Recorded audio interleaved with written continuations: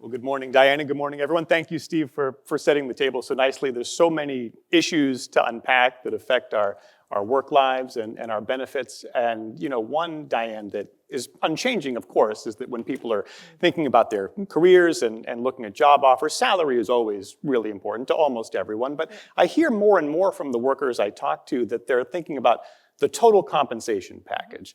So what are the benefits that are really in demand for those highly skilled workers right now? Yep. So I'm going to say with benefits, just like total compensation, it's total benefits. You really have to give employees a plethora and a full program of benefits that hits their physical, emotional, social, so that when they're looking at it, you could have somebody that you're hiring that's like 21 years old or 63 years old, and what's important to one person is going to be very different for somebody else. But you really still have to meet all of, the medical, the retirement, but you really do want to have the sexy benefits, if you will. Bring in the well-being days, the flex time off, the birthday day off, and really get people so that they're excited to come to the company and they feel taken care of. So it's really meeting everybody where they are in their career and their stage of life. Sometimes the things, though, that employees want don't always deliver a great return on investment for businesses, right? So tell us about the company side. I mean, what are the best bang for the benefit buck investments that you can make on the benefit side? So the best bang for the buck right now is definitely virtual work. Really? So employees want to work flexibly. And I know there's a big push and pull between companies wanting employees in. But if you're giving the company and the employees the opportunity to work virtually, from a company perspective, you have the opportunity to hire anywhere. So it really opens up your talent pool, and you can really hire the best talent. You're not kind of stuck to one location, but then from a virtual and how the employee feels about it, they're really thinking about okay, how do I work? How can I take care of me, do my laundry, take care of the kids, and balance it out so that they're able to be their best self at work, be able to, manage all of their professional demands, but also have that work-life balance. And I think when you have people working flexibly, you're going to find people that they're going to work, they're going to come to start working in the morning, and then they'll do a couple of things, maybe drop off the kids at school and come back to it. And so they have the most energy, and so they can put it into work. Is that the next evolution of remote work then? Because, for a while it was novel. Yep.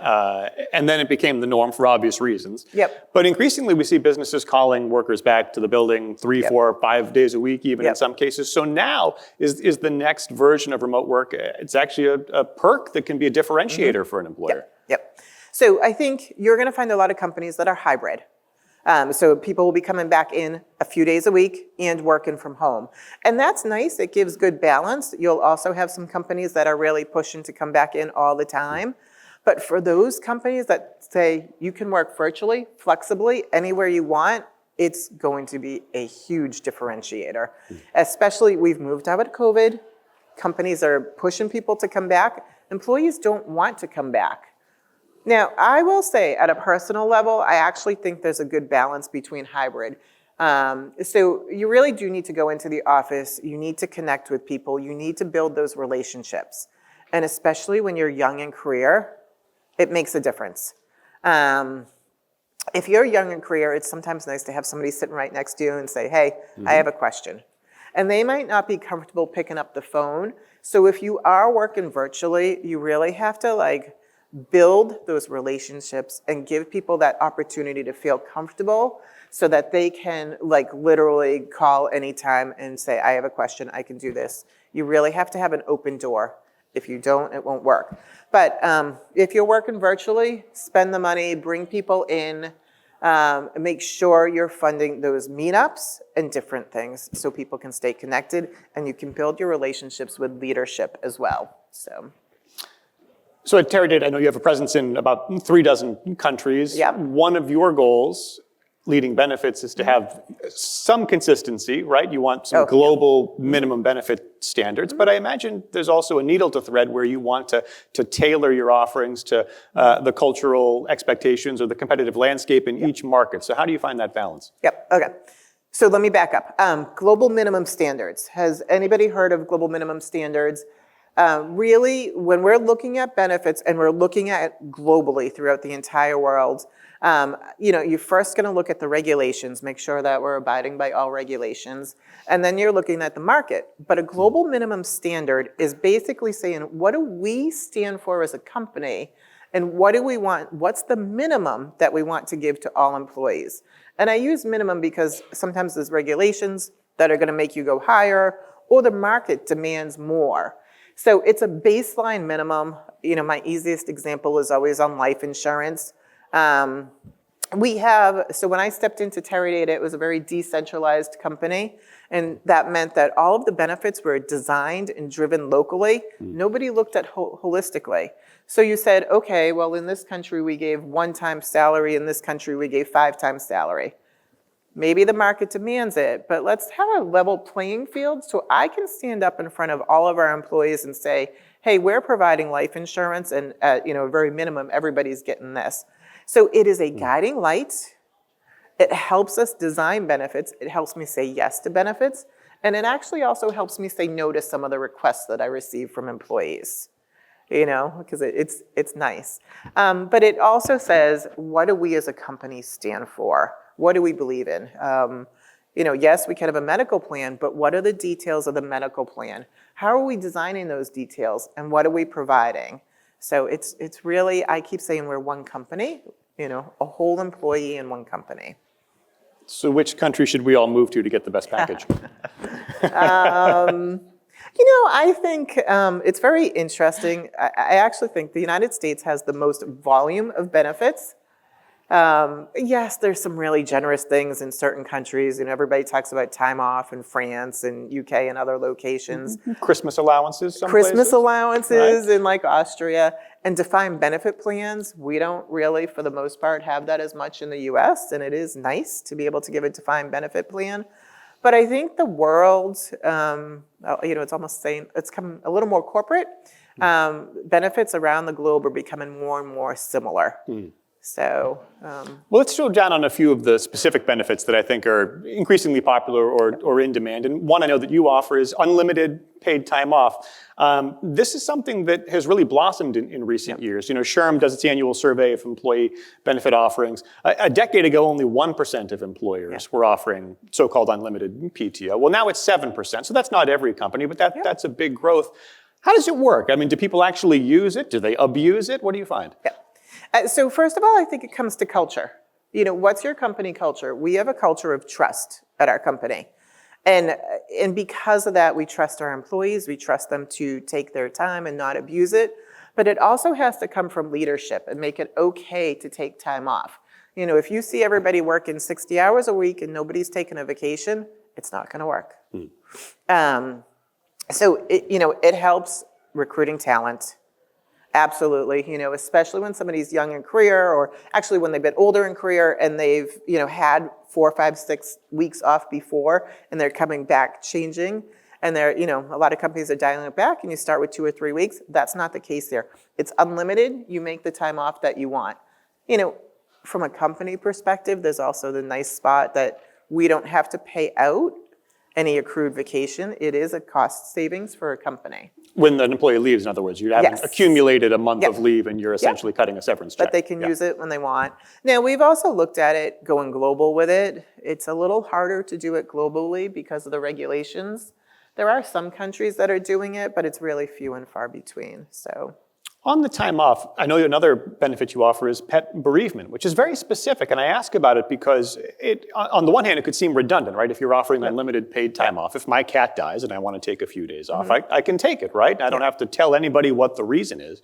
But some workers seem to find it really meaningful and validating that an employer says, we treat the death of your cat as an important life event, and you can specifically take time off for that. Tell us about that. It's an intangible, isn't it? It is. So let me back up. We do have a global bereavement time off policy.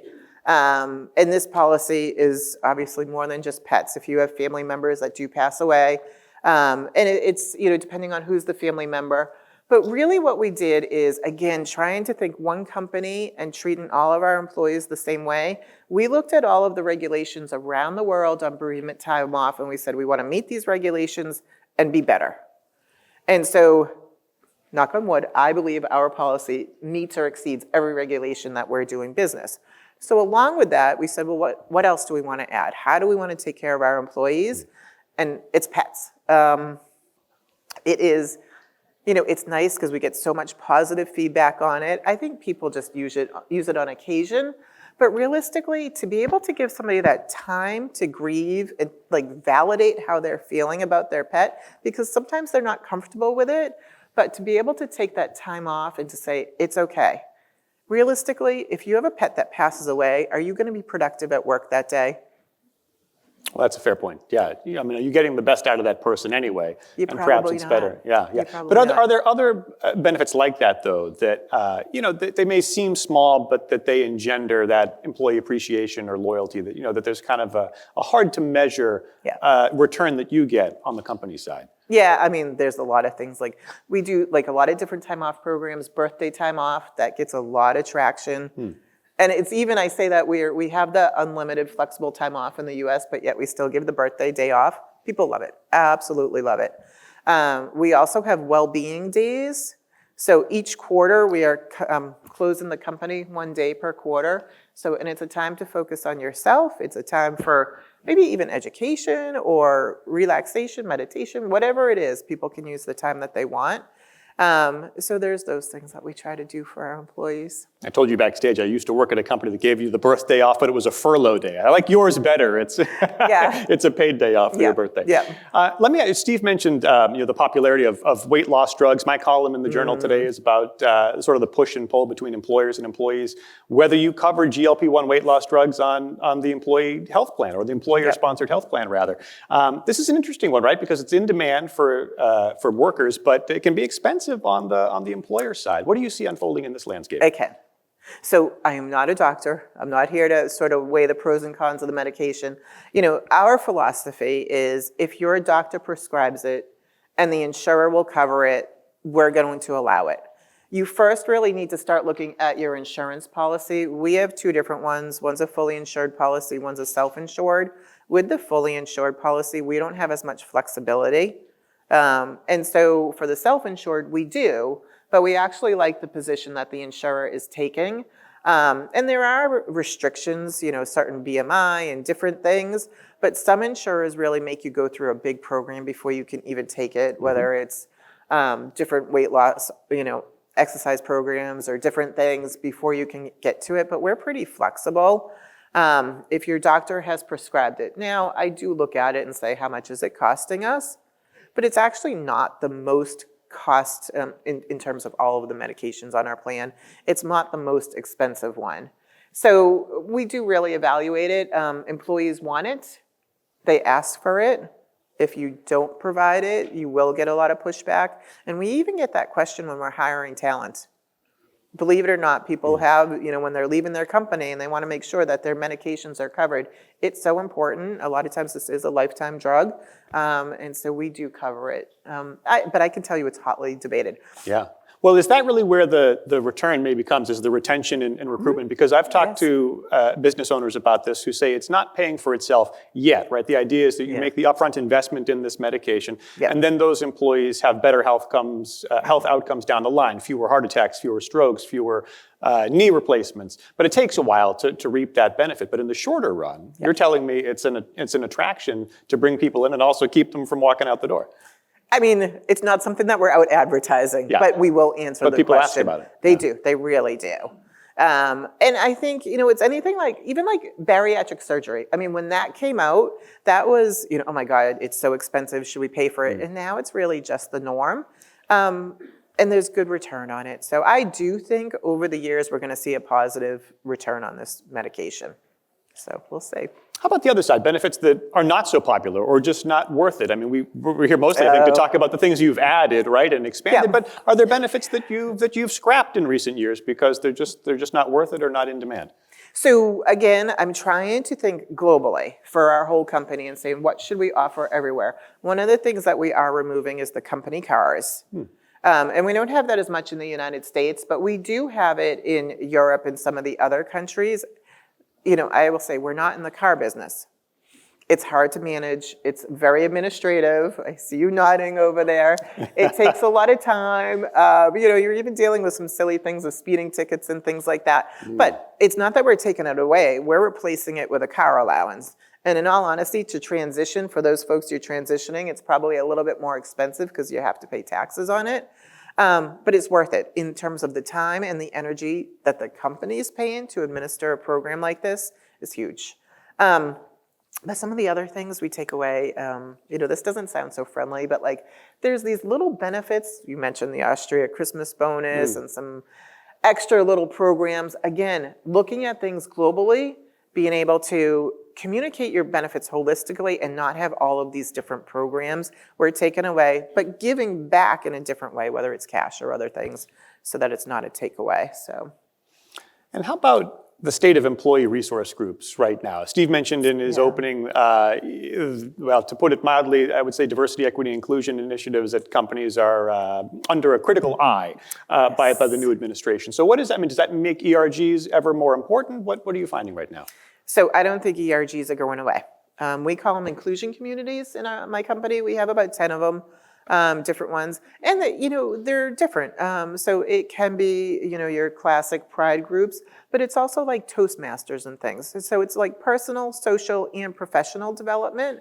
And they really add value to the company. They bring different ideas to the table, and they even support like some of the work that I'm doing. If I have an inclusion community that might be interested in something benefit related, they'll go off and do some of the research. So really tap into those groups and use them. And also when I'm rolling out different benefits, so we've rolled out long-term care and also care.com, and I use those ERGs to highlight it to their different groups. So, I've seen it where ERGs can be a little confrontational, but if you're partnering with them, building relationships and using them to support you and getting their ideas, I think it's a really good partnership. And is it another example of one of those benefits, company culture things you can offer that really doesn't cost the business a whole heck of a lot, if anything, right? But it's meaningful for workers, yeah. So the last thing I'm kind of curious about is looking ahead, Diane. I mean, we're in a situation now where it's a somewhat cooling labor market where, the sky hasn't fallen, but I think some employers might reasonably conclude, I could be a little less generous with my benefits offerings in coming years and still compete for talent. Would that be a mistake, or is that something that they can really do? Will workers still be able to command robust benefits packages in the next 1 to 5 years, let's say? I think so. We're probably going to a period that we're going to be looking at cost. There is no doubt. Every company's saying, let's, how much can we do? And like, what about staff? Do more for less. That's always there, and especially with benefits. Benefits are expensive. They're one of the most costly items on the financial statements. But if we want to remain a competitive tech company, we're not taken away. We have to find ways to do things differently. So, I could give the example, like we're always going to offer a retirement plan, but we have an extremely generous match. Should we have that generous match right now? We're not going to get rid of that retirement plan, but we're going to look at ways that maybe we can save money in different things. But we're also going to keep, remember I said that in the beginning, to be able to have a really good benefits package, you have to have a very holistic package that's meeting people on different stages of life and different things, physical, financial, social, whatever it is. We're still going to offer any of those different programs, but it could be offering voluntary benefits or different things so that we're creative and being able to really still continue that very competitive package. Getting good talent's hard. So. Well put. We could go on, but as Steve said, we're not going to try and take up as much time as Senator Borchers. So we will yield the floor, but Teradata's Diane Young, thank you very much for sharing your time and insight this morning. Thank you. Steve, take it away.